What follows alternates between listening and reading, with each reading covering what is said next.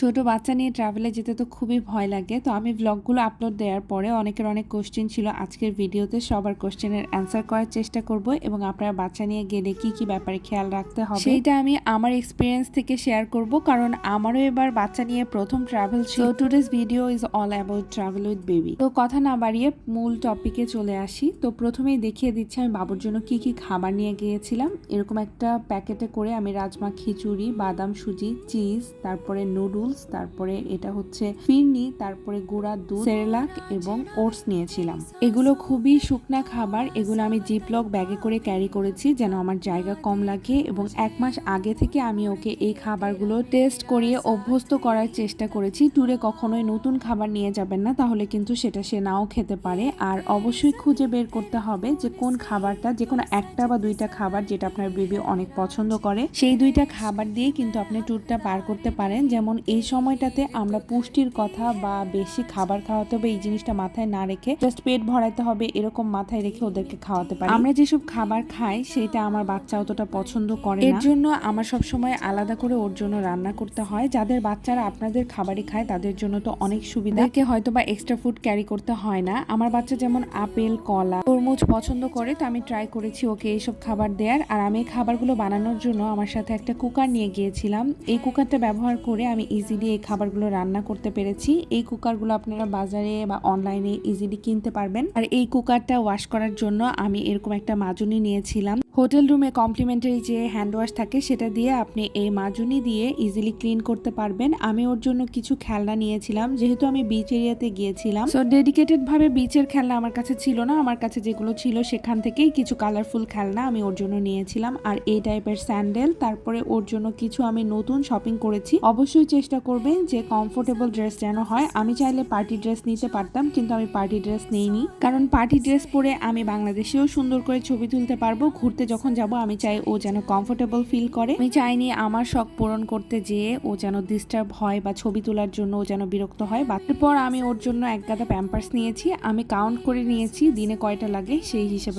আর এই টাইপের ফ্যান আপনারা সাথে রাখতে পারেন, বাচ্চা থাকলে একটা বা দুইটা, কারণ এই ফ্যানগুলো খুবই কাজে লাগে বিভিন্ন সময়। যদি আপনি কোনো ভেহিকেলে থাকেন তখন যদি বাচ্চা ঘেমে যায় তাহলে এই ফ্যানগুলো কাজে লাগে। এছাড়াও যখন বাচ্চা জেদ করে তখন ওদেরকে দিলে এই জিনিসটা খেলনা হিসেবে তারা খেলতে থাকে। আর এই টাইপের একটা সানগ্লাস নিয়েছিলাম আমি। ডিসিনের ব্যাপারে আমাকে অনেকে কোশ্চেন করেছিলেন, এই জন্য আমি ডিটেল দেখাচ্ছি। একটা থার্মোমিটার নিয়েছিলাম এবং র্যাশের জন্য র্যাশ ক্রিম নিয়েছিলাম। কোনো পিঁপড়া বা পোকা যদি কামড় দেয় তাহলে সেটার জন্য একটা ক্রিম। আর এটা হচ্ছে প্লেন নাপা, যদি জ্বর হয় বাচ্চার, নাপা অথবা এস নিতে পারেন। পাতলা সর্দির জন্য আমি এই পিউরিসাল ওষুধটা নিয়েছিলাম। সির বাতাসে বা ঠান্ডা লেগে যদি নাক বন্ধ হয়ে যায় সেই জন্য আমি সোলো ড্রপটা নিয়েছি। আর সর্দি কাশি দুইটার জন্যই আমি ফেক্সো খাওয়াই। পেটের গুড়মুড় বা যে কোনো সমস্যার জন্য ফ্লাকলটা আমি ওকে প্রথম থেকেই খাওয়াই। যদি আপনার বাচ্চার এরকম কোনো অসুখ থাকে যে এটাতে ইনস্ট্যান্ট ওষুধ দিতে হয় সেই ওষুধটা নিতে পারেন। আর আমি সর্দির জন্য ওরকম একটা ড্রপ নিয়েছিলাম। এরকম ছোট ছোট পাউচ ব্যবহার করতে পারেন বাচ্চার যে কোনো নেসেসারি জিনিস নেওয়ার জন্য। দয়া করে চিকিৎসকের পরামর্শ ছাড়া ভিডিও দেখে কোনো ওষুধ নেবেন না। স্ট্রলার নিয়ে অনেকের অনেক কোশ্চেন ছিল, সেই কোশ্চেনের অ্যান্সার দিই এবং আমার যেটা এক্সপিরিয়েন্স সেটা শেয়ার করি। আমার এর আগে কখনোই স্ট্রলার ব্যবহার করতে হয়নি, এই জন্য আমি স্ট্রলার কিনেছিলাম না, বাট এই ট্যুরের উদ্দেশ্যে স্ট্রলারটা কিনেছি। এটা আমি একটা রিসাইকেল গ্রুপ থেকে কিনেছি, সেখান থেকে আমার এই স্ট্রলারটার প্রাইস পড়েছিল 2700 টাকার মতো। ট্যুরের জন্য আপনারা স্ট্রলার নিলে অবশ্যই খেয়াল রাখতে হবে এটা যেন একদমই লাইট ওয়েট হয়, একদমই হেভি না হয় এবং খুব ছোট ভাবে এটাকে ভাঁজ করা যায়। ওয়েট বেশি হলে কিন্তু আপনারা প্লেনে ব্যবহার করতে পারবেন না। আর এটা কোন পর্যন্ত নিয়ে যাওয়া যাবে এবং কিভাবে নিয়ে যেতে হবে, অনেকের কোশ্চেন হচ্ছে বালিতে স্ট্রলার চালানো যায় কিনা। যদিও অনেক ভিডিও আছে, তারপরেও যাওয়ার আগে এই কোশ্চেনগুলো আমার মাথায়ও কাজ করতেছিল। এই কারণে আজকে ভিডিওতে আমি সবকিছু ক্লিয়ার করে দেওয়ার চেষ্টা করব। মাটির রাস্তা বা বালির মধ্যে স্ট্রলারটা চালাইতে অনেক কষ্ট হয়, তারপরেও চালানো যায়। আর স্ট্রলার যদি সাথে করে নিয়ে যান প্লেনে ওঠার সময়, আপনারা জাস্ট ওঠার আগেই এই স্ট্রলারটা দিয়ে দিতে পারবেন এবং প্লেন থেকে নামার পরে স্ট্রলার পেয়ে যাবেন। এয়ারপোর্টে সব লাগেজ দেওয়ার পরে আপনারা স্ট্রলার রাখতে পারেন। এয়ারপোর্টে ঘোরার জন্য জাস্ট প্লেনে ওঠার আগে দিলেই হবে। অনেক সময় যদি প্লেনে জায়গা না থাকে তাহলে বেল্টে দিয়ে দেয়, তখন স্ট্রলারটা পেতে বেশ খানিকটা সময় লাগে। এখন বলবো যে ট্রাভেল করতে গেলে স্ট্রলার নিতেই হবে কিনা। হ্যাঁ, প্রতিটা ট্যুরে গেলে অনেক হাঁটাহাঁটি করতে হয়, এই জন্য স্ট্রলার নিলে আপনাদের নিজেদেরই সুবিধা হবে এবং বাচ্চা যদি ঘুমিয়ে যায় তাকে স্ট্রলারে কিছুক্ষণের জন্য রাখতে পারবেন। নেক্সট আমি আরেকটা কোশ্চেন পেয়েছি, ইন্টারন্যাশনাল ফ্লাইটে এতক্ষণ ধরে বাচ্চাকে কিভাবে রাখলাম। যত শান্তই বাচ্চা হোক ফ্লাইটের মধ্যে অবশ্যই ডিস্টার্ব করবে, তো সেটা মাথায় রেখে আমি যখন ফ্লাইট থাকে তার বেশ কিছুক্ষণ আগে আমার বাচ্চাকে ঘুম থেকে উঠাই, যেন অনেকক্ষণ ধরে ও থাকলে প্লেনের মধ্যে কিছুটা সময় ও ঘুমিয়ে কাটাতে পারে। কিছুটা সময় ঘুমের মধ্যে আর কিছুটা সময় ডিস্টার্ব করে বাকিটা সময় একটু জানলা দিয়ে দেখে আর আশেপাশের জিনিসপত্র নাড়াচাড়া করে ও প্লেনের মধ্যে সময়টা কাটিয়েছে। আর প্লেন ওড়ার সময় কানে কোনো সমস্যা হয় কিনা, হ্যাঁ ইন্টারন্যাশনাল ভালো ফ্লাইট হলে কানে সমস্যা নাও হতে পারে। প্লেন ওড়ার সময় আমার বাচ্চা একটু কান চুলকাচ্ছিল, যাতে করে আমি বুঝছি যে ওর কানে হয়তো একটু প্রবলেম হচ্ছে, বাট এটা খুবই অল্প সময়ের জন্য। আর ফ্লাইটে বাচ্চার জন্য খাবার দেয় কিনা, মালদ্বীপ থেকে বাংলাদেশে আসার সময় কেবিন ক্রু আমাকে নিজের থেকে জিজ্ঞেস করেছে, এই জন্য আমি বাচ্চার খাবারটা পেয়েছি, বাট আমি কখনো আগে বলতে যাইনি। আপনারা চেয়ে দেখতে পারেন, খাবার দিলে দিতেও পারেন। এই ব্যাপারে আমি শিওর না। আরেকটা বিষয়, যেসব মায়েরা ব্রেস্ট ফিডিং করান তাদের জন্য বলছি, সবগুলো এয়ারপোর্টেই কিন্তু আপনারা একটা মাদার কেয়ার রুম পাবেন, যেটা আমি আগে থেকে জানতাম না, আপনাদের জন্য এটা শেয়ার করলাম। বাংলাদেশের এয়ারপোর্টেও আছে, যদিও সেটার অবস্থা খুব একটা ভালো। অনেকে কোশ্চেন করেছেন আমার বাচ্চার বয়স কত। যখন আমি ট্রাভেল করতে গিয়েছি তখন আমার বাচ্চার বয়স ছিল 1 বছর 4 মাস। তো এই বয়সের বাচ্চারা যে অনেক চঞ্চল হবে এটাই স্বাভাবিক, আর ওরা বাসায় যেভাবে করে খায় সেভাবে ট্যুরে যেও খাবে এটা আমরা এক্সপেক্ট করতে পারি না। যেমন আমার বেবি বাসায় হয়তো 4 বার খায়, ট্যুরে গিয়ে 3 বার বা 2 বার খেয়েছে, বাকিটা ব্রেস্ট ফিডিং এর উপর ছিল। আমার একটা যেটা উপকার হয়েছে, ওর ক্ষুধা আগের চেয়ে বেড়ে গিয়েছে এবং খাবার প্রতি যে অনীহা ছিল সেটা কেটেছে। ট্যুরে গিয়ে আপনার বাচ্চার ক্ষতি হচ্ছে না এরকম যেটা ও এনজয় করতে যায়, সেই এনজয়টা ওকে করতে দিতে হবে। আমি ওকে খেলা শিখাচ্ছিলাম যে এভাবে তুমি পানিতে খেলতে পারো।